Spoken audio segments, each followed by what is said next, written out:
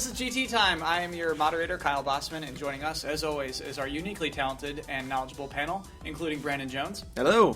Daniel Bloodworth. Yep. And Michael Damiani. Hey. How are you all feeling today? He's still bouncing his mic. Yeah, don't do that. It bothers the viewers. Bothers the viewers? Yeah. They will have to deal with it. I got new Infinity news this week, so I'm happy. What Infinity news, just real quick, before we get into anything, what was the news that made you happy? That there's just going to be a ton of Marvel characters. I thought there was going to be like 5. Yeah, me too, actually. I thought it was going to be. I didn't know it was going to be the next big thing in Infinity. They called it 2.0, which smelled like an update. I thought it was going to be like, this is just for current gen, old gen. Here's like 4 or 5 Marvel characters, and then wait for more news at E3 of what we're actually going to do for the next big, like next gen PS4, Xbox One launch. I see. And it turned out to be no, us and Marvel had 1,000 children, and they're all going to, be spawned on, the Infinity universe. Plus, like Merida and Stitch and some teases in there of other characters that they're. Wait, who's Merida? Merida is the redhead from Brave with the bow. Oh, okay. Cool. Who should be cool because I like Hawkeye. Looks really neat in Infinity. Sure. So if you're adding Hawkeye, why not add Merida? If you have those mechanics already built in, yeah. We should say that this is Friday. The show goes up on Fridays now, and will for the foreseeable future. That's our time slot now. We're a Friday show. Yeah. Woo! Yeah, I'm okay with that. I feel like Friday. When a TV show goes to Friday, that means it's about to die. But when a podcast goes to Friday, I feel like that's a good sign. And we have a different vibe on a Friday. It's like, this is a feels whole different. Yeah, it definitely feels different. Well, I think it's also because we're shooting earlier than we used to shoot, so the lighting here is a little different. It's good lighting, good moods. Look at Damiani and the good mood he's in this week, even. So let's start. Let's start with what I think is the biggest news this week. The biggest news. Nintendo announced its E3 plans. Yeah. Not the biggest news, apparently. Nintendo did announce it.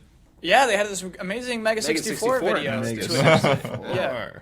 Which kind of softened the blow of like what this news was. I mean, not necessarily soften the blow, but it's the sugar to make the medicine go down. It's interesting to set it up as a joke, so you're waiting. They announce something, and you're like, that's funny. Wait, was that actually what they're doing? Yeah. They're like, no, we're not doing that. We're doing this. And you're like, okay, is that really it, or is there another joke come? Oh, that's it. Okay. Yeah. So anyway, just for everyone in the audience who may have not seen it, what they've announced: a Smash Brothers tournament in Nokia Theater, formerly where they would host their E3 press conferences. Right. A Smash Brothers nationwide demo thing where you can go to Best Buy and play Smash Brothers. A digital event, which is a Nintendo Direct, the same kind of thing we saw last year, most likely. And Treehouse Live at E3, which is basically Nintendo's own people doing a live show all day long at E3, doing interviews and getting exclusive access to games. Damiani, what excites you the most out of all those things? I just want to say that people are making a bigger deal about them not having a press conference this year than I think. Let me step back. Okay. Last year, you mentioned it's to soften the blow. They had Mega 64. Yeah. And I think there was nothing to soften this time because last year was such a big deal because it was almost unheard of a big publisher not doing a press conference at E3. Yeah. One of the big 3, at least. So I think last year was ripping the Band-Aid off that, hey, this could be happening more and more, like get used to this concept of not doing a stage presentation where press gather and get to watch something live. And truth be told, like, while there's less opportunities for, like, weird gaffes to happen, it's still the same thing to the end user in terms of you're getting this video broadcast. You're getting the same type of information. It's just a little bit more rehearsed. I know we're going to miss, like, we were upset when Konami started doing that because we're not getting any more of those, like, cool Talk Fuji moments. But I think the most exciting thing is probably going to be the digital press conference. Like how they're not calling it Nintendo Direct, because I think the mistake last year is they called it a Nintendo Direct. And it seemed not like a big deal. It kind of diminished the impact of what that was going to be. This is like digital event. This like very generic term, but it's like ominous, like what's going to happen? Like, what are you going to show? And it's just going to be like a Nintendo Direct. Yeah, like Blood, what do you think of actually specifically those two words, digital event? Like, to me, that means less than a regular event. Does that mean the same thing to you? It does. A diet event. You know, yeah, exactly. I mean, yeah, to put the word digital in there makes it less than. I think there's a lot of weird negatives with it because, I mean, for one, why have it on Tuesday morning then? When all of the press is going to be lined up outside of E3 waiting to get in, and they're going to be, struggling to watch a stream on their phone or something? Like, at least when you're having the press conference, the press knows that they need to be there, and then they're covering it and they're discussing it and stuff like this. In a way, it's sort of like, well, maybe the press will pick it up now. I feel it's like they're kind of like cutting themselves out of that broader audience of people that aren't going to necessarily know to be tuned in to Nintendo Direct and are just going to go to our site or GameSpot or something like that and look at the front page. Yeah, I think that's a good point. I think actually each of these 4 things basically is telling the press that they are not important to Nintendo. The tournament, the thing where you could just go play it at Best Buy instead of relying on everyone giving them reports. Especially actually the Treehouse Live. Brandon, why would a person watch Spike All Access at E3 when they can watch Treehouse Live at E3? Because the stuff that's going to be on Spike, that's going to be the stuff that everyone's going to want to watch. And that's the stuff that those companies are telling you, and not to jump the gun, but we're going to talk about Activision later having their own event. Mm-hmm. By them doing that, they're saying, I don't know what you're doing on this date, but I need you to sit in that chair, sit down and shut up, and I'm going to tell you something amazing. And that's what happens at E3, and that's why we get excited for these announcements. And what Nintendo's saying is, it's if you're busy, it's fine. You don't have to. There's no big deal. We're going to have a thing on the web. Right. It's recorded. We edit it. You can watch it anytime you want. It'll be available. Yeah. And, we'll be at our booth if you want to tune in anytime. But, I don't want to inconvenience you. Whereas, Microsoft and Sony are like, no, sit down and listen to what we have planned. And Nintendo's just not grabbing anybody that way. And, it may seem like they're breaking new ground with the Smash Brothers thing, but to me that just looks like, oh, crap, all we have is Smash Brothers on this console. What can we do with Smash Brothers? We need to do more stuff, and we need to make it look like, oh, we're really listening to fans now, and we're really giving them access, and look at our lovely Nintendo family, this community that we have, which is great. But when you're up against, these other big companies making these huge announcements, yeah, the Band-Aid has been ripped off. I also think that the rehearsed factor of it, not that Nintendo is known for faking footage or anything, but it kind of has that layer to it. It's like, nothing can go wrong because they've already, vetted it and made sure that the footage is clean. But it also it gives that sense to where maybe the game runs as well, maybe it doesn't, right?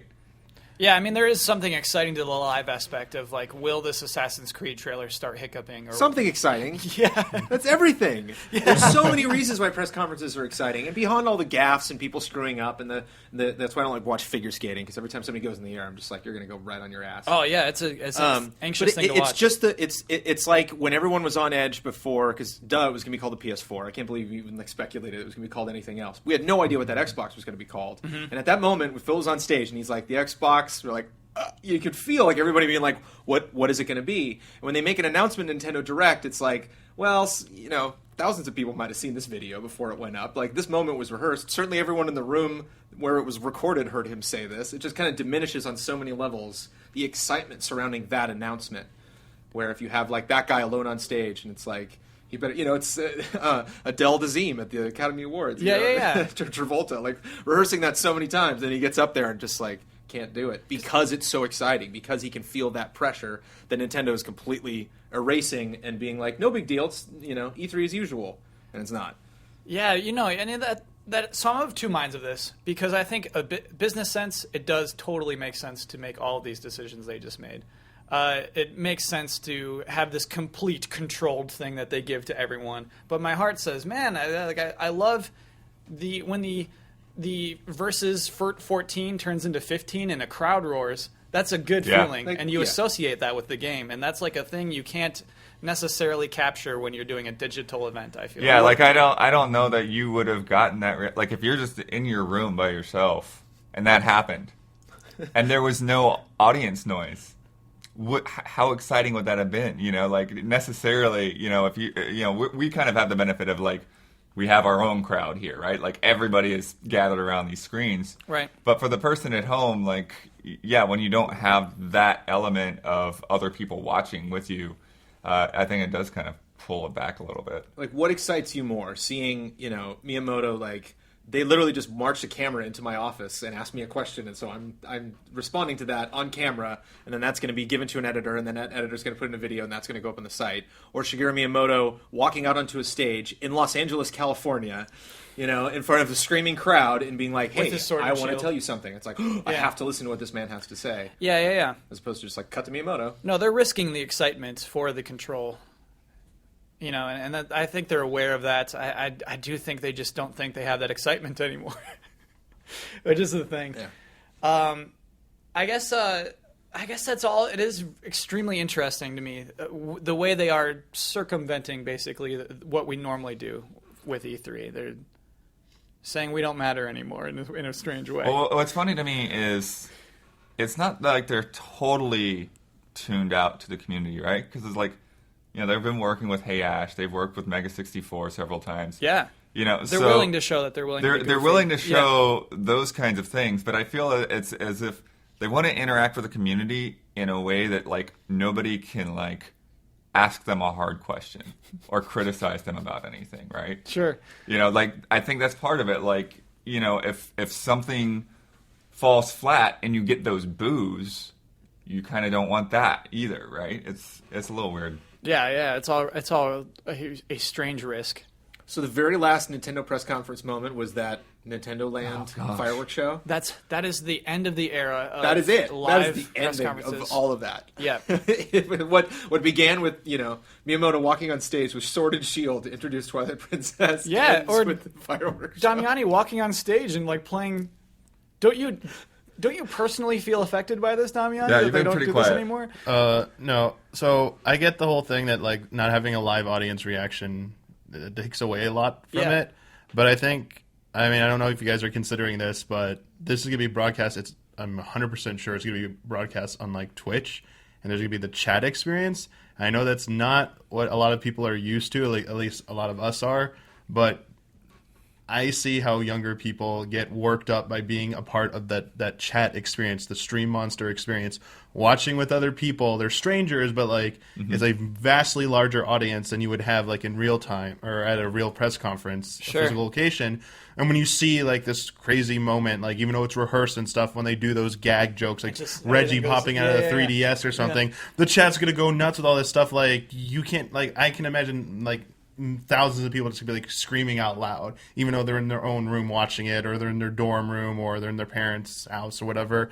I think that's a different type of way to experience it. Like it's a different type of a group experience, even though you're isolated, you're connected through the internet and through like streaming. And I think that to some people is just as good as hearing like the crowd reaction. Like we've been to so many press conferences, we're used to that, and not hearing that, it's like that's weird. Like no one's cheering. Like aren't people gonna miss that? I think some people are gonna grow up like not ever caring or knowing about that. Like well, who cares if people are cheering? Like look at all the people in the chat like going woo, like LOL. I like, just imagine raise your dongers. A at GT Reggie. countdown 10 years from now. We're like, man, remember that moment 10 years ago? God, look at that chat stream. Woo! We're becoming digital creatures. Look at those emojis. Boy, was that a memory. But I mean, that's what they're. I mean, that's everything they're doing. This E3 seems to be. It's an experiment. I'm not saying this is going to work. I think this is what they're going for, and I can see why they're going for it, because other things have proven that there is that kind of demand and audience for that, for a different type of like experience.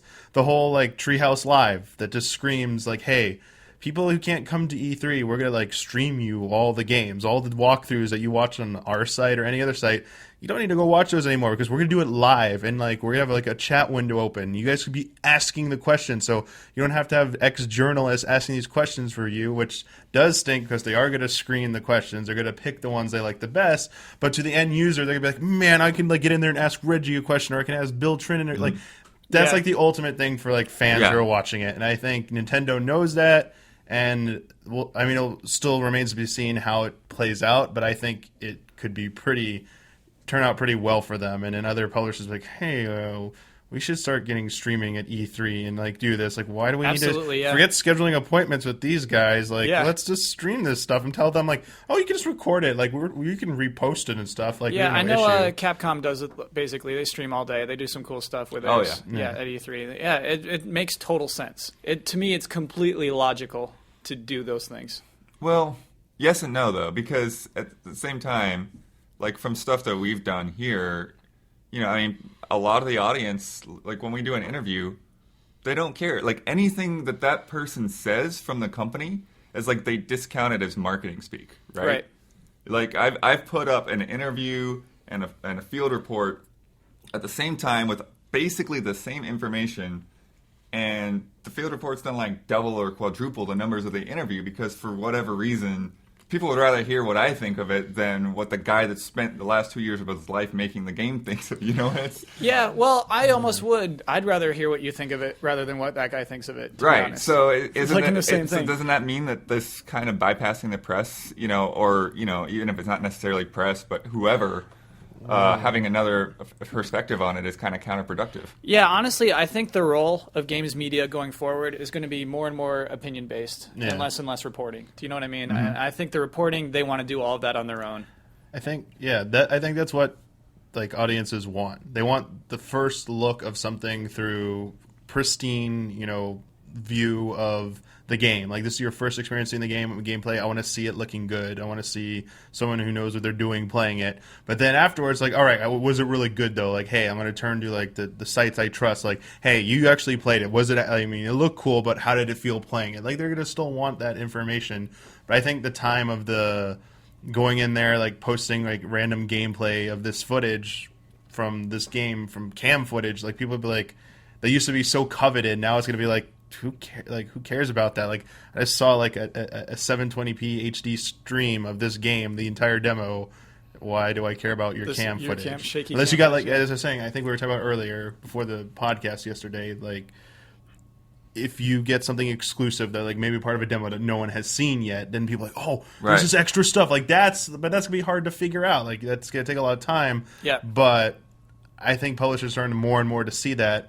My concern is if everything keeps going this way, which this does sound cool, is this going to lead back to another thing of, is E3 going to become irrelevant? Like, why is there a giant event when all these publishers start realizing, wait, we could just stream all this? Like, they start thinking like that again. Like, we just do our own events. Why do we even need E3? Like, I don't want it to go that way. I want them to realize that the reason this might work is because all these eyeballs are looking here now, because this is a giant week. Like, this week is like collective of hype. This is game week. Yes. Game hype week. Yep.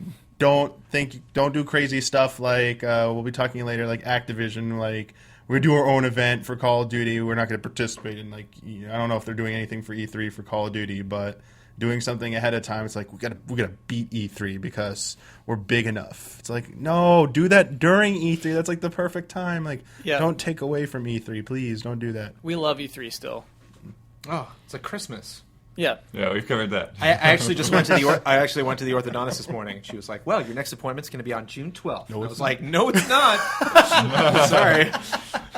Like, all the people just kind of turn like, "What is it?" And I'm like, "That's Christmas for me, man. That's the best." I'm curious. So, what did it take to explain what E3 was at the orthodontist? Just video game event, and I mean, if they're in Southern California, and I explained it's in Southern California, it's like that's always a big thing. You just say LA Convention Center, it's like, oh. The one time I got a massage, the guy goes like, "So what is your job?" I'm like, I make video game videos on this website. He's like, "Do you get to go to E3?" That was the only time in my life that ever happens. I'm like, "Yeah, I do." There you go. Weird. I never had a massage since. It's like a weird thing to spend money on. All right, before we move on, I want to know how many massages you guys get. All the time. Do you get massages all the time? Every other week. Really? I think that's like okay. Yeah. It's like it's a smart thing to do because you feel way better afterward.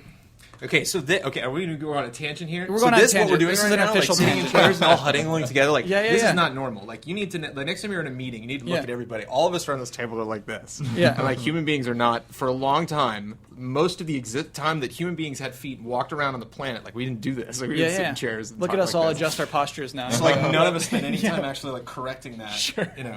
And so it's it's really easy for human beings to kind of get into this like Monty Burns kind of like hunched over state, and then be like, well, I'm just comfortable like this because you're used to it, and then you just get like a good massage, and it's like, oh my god, no, I don't need to feel like that anymore. Massages are more expensive than a video game, though, and I do think in that all the time. It's just like, oh, this is more expensive. This is hard for me to rationalize. Maybe I think like when I'm an adult, I'll finally do it. Video games are the anti-massage. Exactly. Yeah. All right, so we did talk about the Call of Duty thing. Let's get into it. So this Sunday, there will be a Call of Duty event.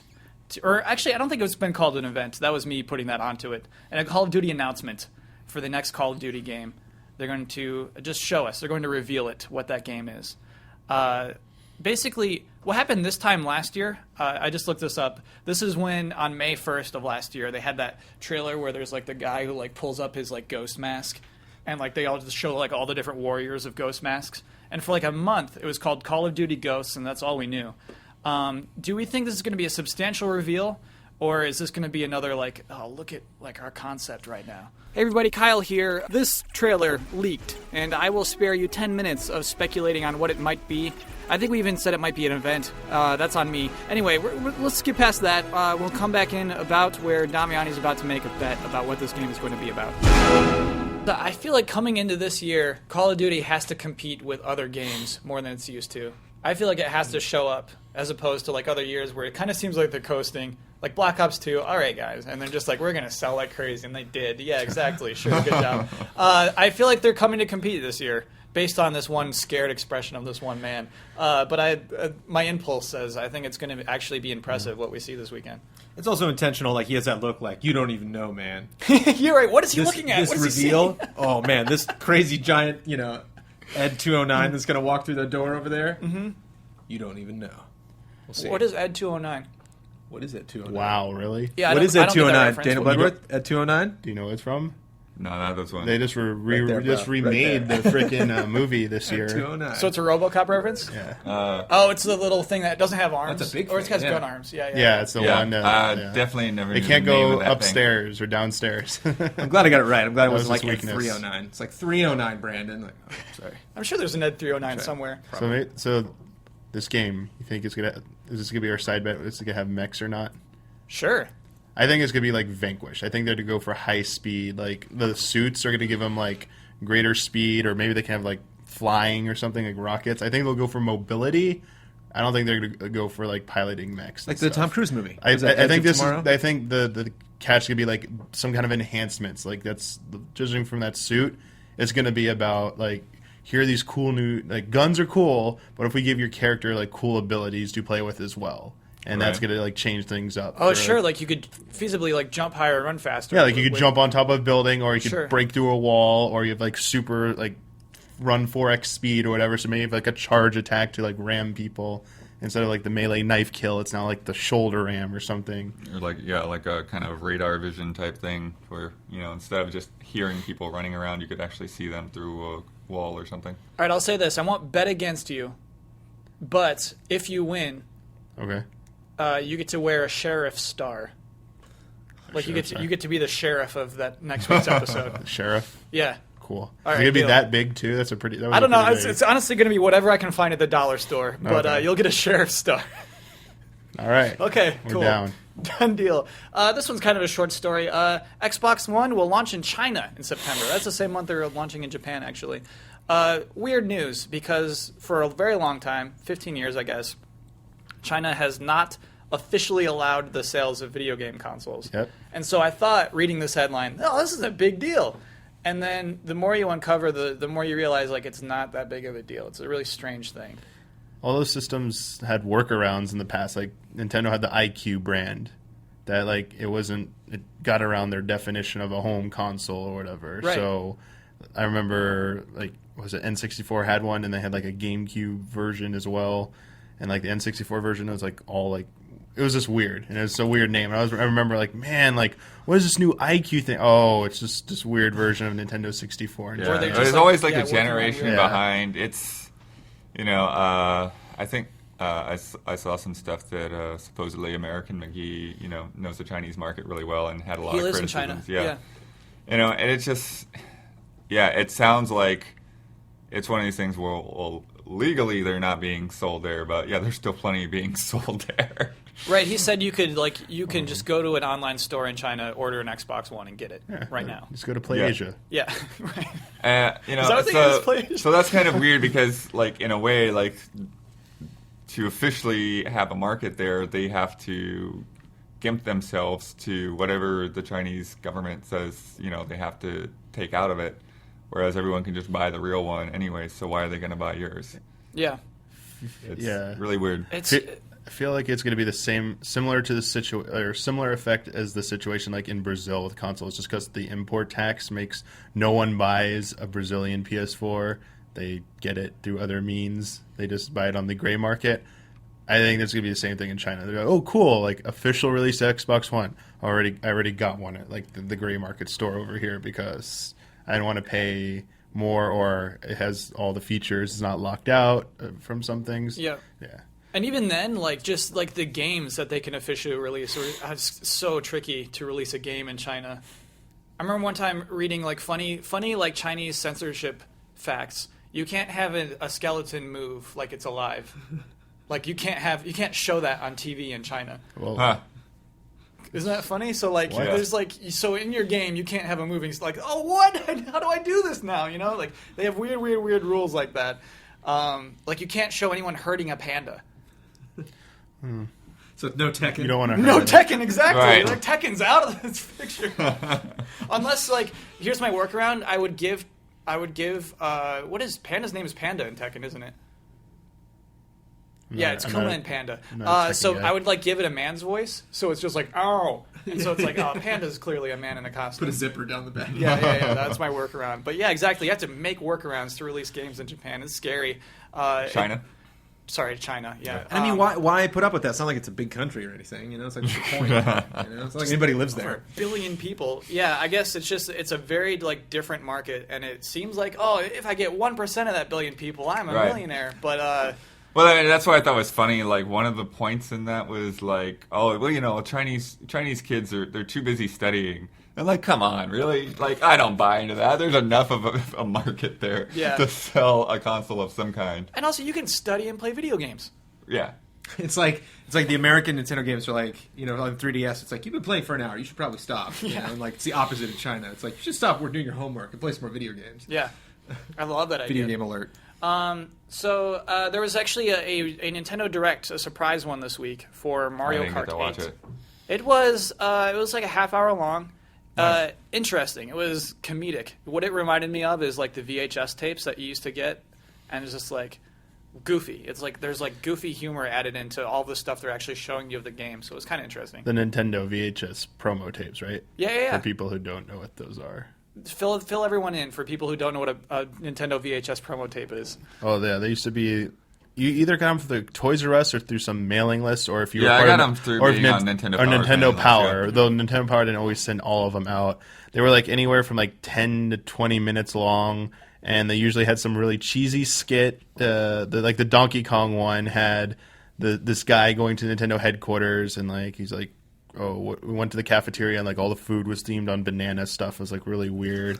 And then my favorite's the Star Fox one with the Sony and Sega that was guys. that's legendary. Yeah. They're trying to sneak. They kidnap the test pilot, and then like they have like the Mario doll, like not the Mario in the torture chamber thing. And so they like, put him in a vice and they squish Mario. Yeah, and then they're gonna electrocute him and stuff. So and the weird. Sony and Sega guy were great. It was Sony and Sega at the time, which was like even funnier to go back and look at that. Like, people were like, wait, why is that like not Microsoft? It's like, they didn't exist back then. You children. Oh, they did. They just didn't make consoles. Yeah, those were cool videos, and Nintendo's getting some of that back, like adding humor to the promotions, which I think is interesting. It doesn't all hit, but it's still fun to watch.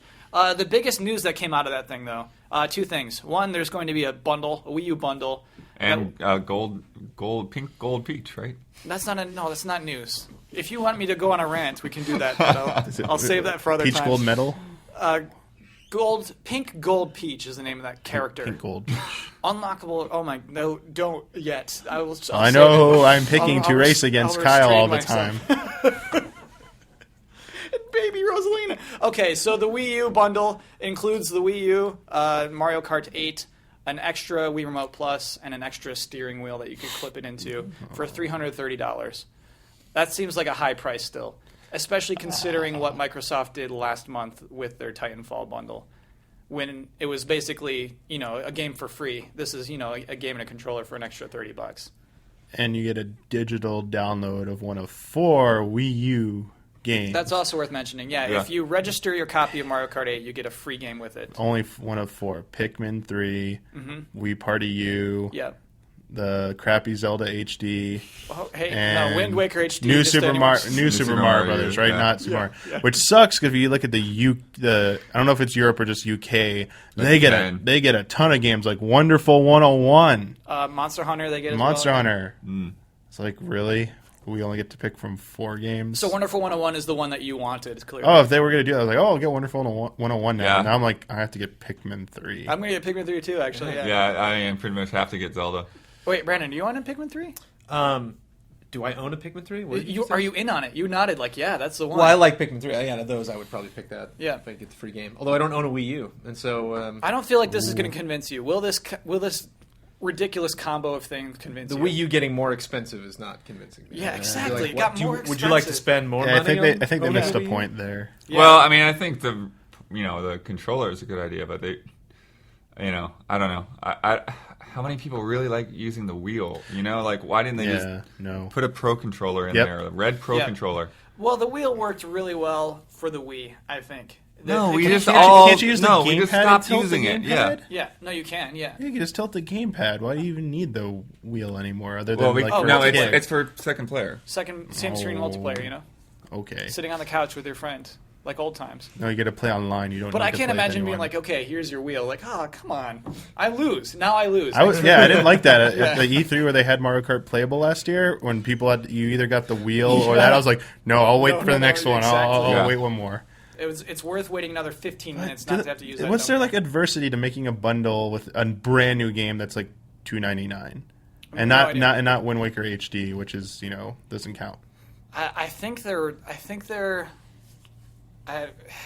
don't want to lose that much money on the thing. I don't think they're as committed as Microsoft is to the success of the Xbox One. I think Nintendo is not that committed to the success of the Wii U, and that's strange to me. It's like that digital game is like, that's the extra $29.99 that you're paying for. It's like, you can get rid of the digital game, just make it $2.99. Exactly. Make the system $2.99. You don't need that extra game. Like hearing even like digital game kind of washes over a person. Right. Like they don't, those 4 games. Oh man, like, that was a deal breaker for Mike Huber.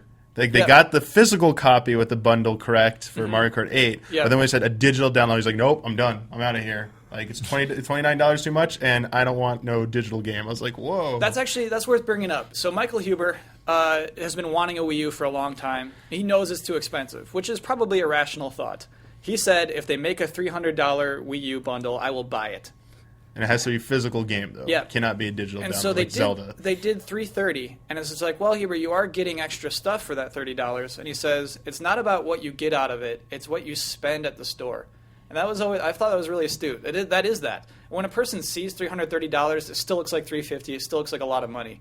And I don't think that was the right way to bundle this console. It really bums me out. I get that 2 in the first number slot. Get that 2 in the Well, first right, number because slot, here's yeah. the thing: if you're gonna buy a Mario Kart bundle, and you either A, you already have a Wii remote. Why do you need another Wii remote? Most likely. Oh, 2 players, bro. 2 or 3. Well, you already have Wii remotes. I have 4 Wii remotes at home. Oh, I see what you're saying. Yeah, you already have your Wii stuff. Why not put a Pro controller in there? Because either way, either don't put a Pro controller in there and have it at $300, or don't put a Wii remote in there. Either way, if somebody needs more controllers, if they're buying Mario Kart to play multiplayer, they're going to go and spend more money on controllers. Yeah. That just doesn't make that much sense. Like, even Nintendo is like not really doing much with motion controls anymore. It's like throwing in a Wii remote, a motion control controller, and giving you the Wii. It's just weird for them to do that. It's like, no, I think you guys have Nintendo. Seems like they've accepted to some degree that people prefer playing with like a normal interface at this point with the Wii U game. So putting in the Wii remote and the wheel, it's like, it feels like a Hail Mary thing. Oh, it worked once before. Remember all those weird, crazy peripherals that sold the games? It's the opposite of a Hail Mary. It's a safe play. It's like, this did work before, it'll work again. And it's like, no, it won't. Well, it's not going to work. Yeah. So they read your defense. Yeah, what is the opposite of the Hail Mary? Suicide? It's the little QB sneak. He's doing they're trying to QB like sneak the right now. run up the middle. Yeah. Run up the middle. Halfback dive. Yeah, There I you don't go. know what the opposite of Hail Mary is. That's funny. Yeah, that's depressing news to finish on, but that is what we're finishing on. To our closing bet this week, I want to talk about this Call of Duty reveal. I think it's going to be more than just a trailer. I don't think they would be hyping up a Sunday at 10 a.m. kind of thing just for a trailer. Basically, no one. Sunday at 10 a.m. What the heck? Yeah, Our what the time heck or indeed. East Coast? I think East Coast time. I'm actually not sure which time. We'll put it up on the screen. But oh shoot, no, there are people Hey listening. guys, I gotta wake up early. I got Call of Duty things happening in the morning. That's not that early. Who says, oh man, 10 a.m. This is late? Surprised it's not during Party one of the tonight. NBA playoff games. Yeah, exactly. Sunday at 10 a.m. is when they're doing this event. That's crazy to me. First of all, PT. All right, so it's 1 a.m. Eastern time. 1 p.m. 1 p.m. 1 p.m. Eastern time. What if I just said everything right for an episode? That'd be fun. So anyway, they're doing that thing. They're doing this big reveal. I think it's going to be more than just a trailer. I think it's going to be kind of that thing where, remember when they're showing the fish AI? That all came from that Jeff Keighley event, I think. I think it all came from there. Yeah. I think this is going to be similar to that, is my suspicion. So here's this week's bet because of that. How many times do you think they will use the word drama in this event, in this reveal? Brandon, because you keep losing, you get to choose whether you want to go first or last? I'll go first. Okay. Twice. All right. Shoot, I'll say 5. I'll go high. Did they say what station this is going to be on? What station? Yeah, like where's it actually happening on TV? Not Oh, not on TV. Sorry, Oh, it's it's not on online? TV at all. Okay, No, sorry. It's online. Never mind, because it's going to be on TNT. I was going to say 1 Why? because we know We drama don't is their logo. stop it. It's- So you should guess my guess. It's going to be 0. I'm not going to say it once. And I won't say drama. Yeah, 0 is a safe 0. one. Mike's gonna win again. Well, then I'm just gonna go high. I'm gonna say 10 times. 10 times. I like that bet. Sure. Okay, so we're locked in. Lock those in. We'll see what happens Sunday at 10 a.m. I'm really curious. Will any of you watch this thing 10 a.m. on Sunday? No. At 10 a.m. No, No, I'll I'll watch it later. I'll be doing production at church or something similar. Yeah. All right, I'm going to be watching it just out of weird curiosity, and what a weird guy. So last week's bet was about the reveal trailer, not reveal trailer, Launch. trailer for Amazing Spider-Man 2, Pissed I lost this. and how long it would be. Yeah, I mean, You it really was threw me a really- bone on this one, Kyle. I threw Brandon a bone. Brandon knows trailers, still couldn't win this bet. Michael Damiani won our bet. He guessed in 1 minute and 27 seconds. Actual length of the trailer, 1 minute 26 seconds. He was only 1 second off. You got that Totally pulled that out extra of that my extra ass. boost from the mobile trailer included at the That end. is true. They included like a little bit of like, hey, and you can get it on your phone. And it's a completely different game, but they did include that at the end. Yeah, it which was did- weird because they basically had ended the trailer, and then Yeah. they started again with the mobile game. Yeah, but we How have long to was count it without the mobile? It doesn't matter. That's I like don't it's even part know. of the trailer, Very part of it close. officially. You still win. So close. All right, so 'Cause I think Jones might have won if they didn't include that. no, Jones was was high. 45. Yeah, Oh. he was real high. It would have been blood. Oh, I thought you guessed It was it. high red. Yeah. So 145. you've earned the right to close us out, and and also plug a video of your own. Awesome. So I just Okay. say goodbye and we're done, right? Yeah, or you could do that. Because Kyle loves when people do that. This is the best thing. No, so I do read the comments too, like some of the people here, and I'm routinely referred to as the hat guy. Yeah. The hat So guy. I'm a hat guy. Yeah. So I figured this would be a good time to actually like say like I work on other stuff. So you should go watch either Pop Fiction or Timeline. But if you want a specific thing, you should go watch the last episode of Pop Fiction, which is about my crazy theory about how Star Fox and F-Zero universes might be connected. It's totally insane, and it's 100% not true. But it's still fun to think of crazy stuff like that. You could call it like a fan fiction episode. People are calling it like what? Pop fiction. Pop fan Fan Fiction was the name for the episode around here. So yeah, you should go check that out. I think you'll at least enjoy it, even though it's not the typical episode. Once again, please follow us on Twitter if you like us. Our Twitter handles are appearing somewhere right now. Here, or up here, whichever you want to do. But yeah, we'll be back next Friday on our new day. Hope you like us being on Friday, and see you next week. That was good. It was like 3 minutes of a close, but it's still pretty good. People would lose their minds.